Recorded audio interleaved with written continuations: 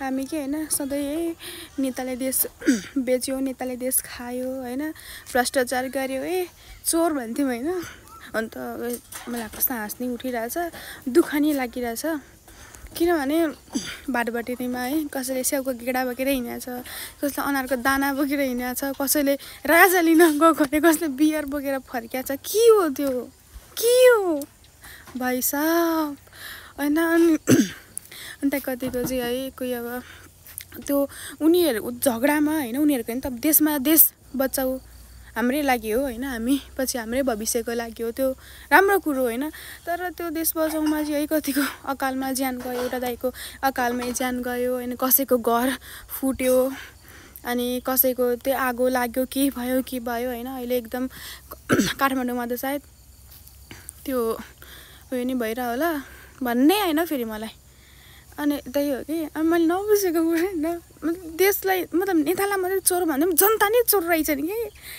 मौका पार है, मतलब कसरी मौका पाऊँ भने त्यसरी लाजा मर्दा त्यो त बेइज्जतै भोगे छि।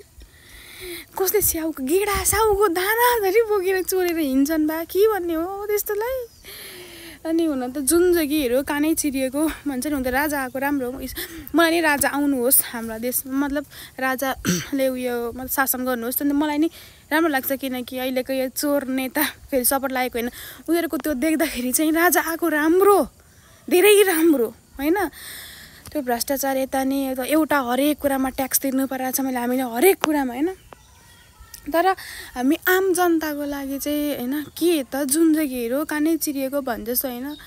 अब हामीले बाहिर जानु पर्या नि छ, विदेश जानै पर्या छ हामीले है।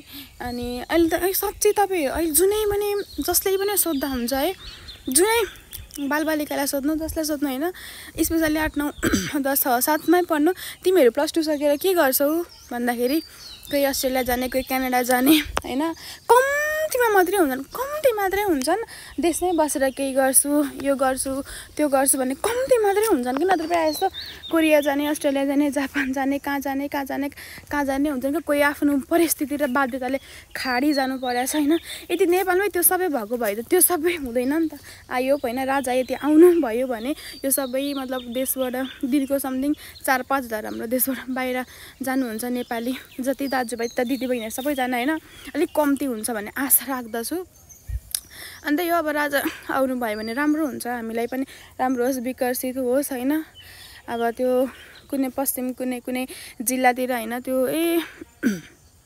कतितिर कति छ नि त त्यहाँनिर होइन, विकसित कुनै ठाउँ भएकै छैन होइन। कतितिर के सबै हटेर जान्छ भन्ने एकदम आशा छ। अनि यति हो, यो मतलब राजा आउने जुन त्यो नारा, जुन जुलुस छ नि, हो त्यो जुलुसमा चाहिँ है कुनै पनि होइन अकालमा चाहिँ कसैको ज्यान नजाओस् कि। सबैलाई म त्यही भन्छु, कसैको पछि लागेर कोही पनि नहिँडौँ।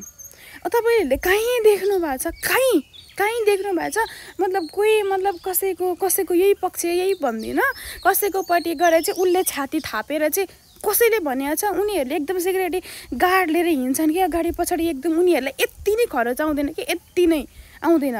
पहिलेको हाम्रा वीर गोर्खाहरू उहाँहरूको छुट्टै कुरो। अहिलेको नेताहरूको हेर्नु त, अहिले जुन यो उक्साउनु हुन्छ, जसले मैले भन्न खोजेको को व्यक्ति भन्न हजुरले बुझिसकिहाल्नु भयो होला होइन। जुन उक्साइन्छ नि, जसले उक्साएर राजा ल्याउनु पर्छ, चाहिन्छ पनि, एउटा देशमा आदेश गर्ने मान्छे चाहिन्छ पनि। अहिले त म सीमा झ्याक्ने हो है, जता पनि भ्रष्टाचार चोर होइन। अनि अरूको दलदलमा चाहिँ हामी चाहिँ नपिसौँ, अरूको लागि मतलब है अकालमा ज्यान नफाल्नु। अरू चुतिया नेताहरूको लागि चाहिँ होइन हामीले आफ्नो ज्यान चाहिँ नफालौँ के, आफ्नो ज्यान नफालौँ। म चाहिँ यति भन्छु होइन। कति त बाठी बाँकी त के भयो कि फाल मलाई मतलब लाग्दैन होइन भन्नु। किनकि हुन त मन त्यस्तो राजनीति त्यस्तो चलाउने त्यो खालको मान्छे नै होइन, मलाई जस्तो लाग्यो होइन।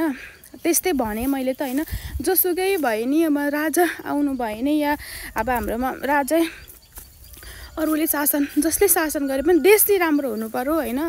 देशलाई राम्रो हुनु पर्यो, देश त्यही हो कि। अब हाम्रो जुन जति पनि अहिले युवा हुनुहुन्छ, स्पेसली म पनि पर्छ युवामा होइन, हुनुहुन्छ, हामीले आफ्नो देशमै केही गर्न सकौँ।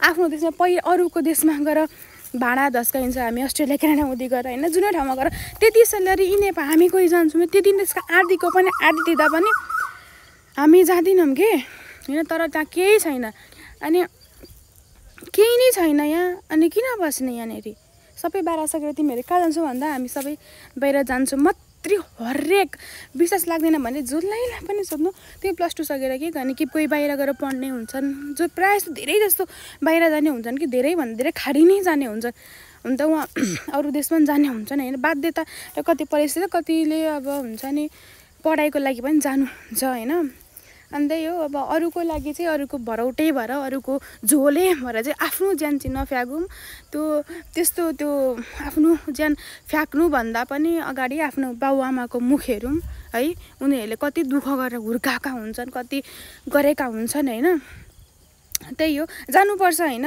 मैले नजाने देशको लागि केही नगर्नु यो मैले भने होइन कि तर हुन्छ नि त्यो जसले पनि गरेको छ होइन ज्यान चाहिँ सकुशल रहोस् मान्छेको ज्यान चाहिँ सकुशल रहोस् र त्यो जिम्मेवारी लिनै पर्छ कि त्यो चाहिँ ज्यान चाहिँ सकुशल हुनु पर्यो होइन यता त यस्तो त बाठी बैस्तो आएको अहिलेको फुस्री मतलब त हिजोको चल्ला आजको यस्तै हुन्छ नि त होइन कतिले के भन्नुला कसले के भन्नुला मलाई मतलब लाग्दैन होइन तर यति हो है देशमा चाहिँ देश राम्रो होस् देश विकसित होस् देशमा राजा आउनुहोस् राजा या जो आए पनि राम्रो होस् के देश राम्रो होस् होइन हामीले आफ्नो देश छोडेर जानु नपरोस् होइन आफ्नो जन्मथलो देश र कर्मथलोमा जानु नपरोस् जन्मथलोलाई हामीले कर्मथलो बनाउन पाऊँ होइन अब हाम्रो मेरो त त्यही उपनियम छ होइन अब त्यही हो अब कसले कसरी सोच्नुहुन्छ आफ्नो आफ्नो ठाउँको कुरा मैले चाहिँ फेरि यता बाठी भइस यताउता भन्नु होला होइन ठिक छ भन्नुहुन्छ भने नि हुन त मैले अब कति जानेर होइन कति थाहा पनि होइन छैन छैन होइन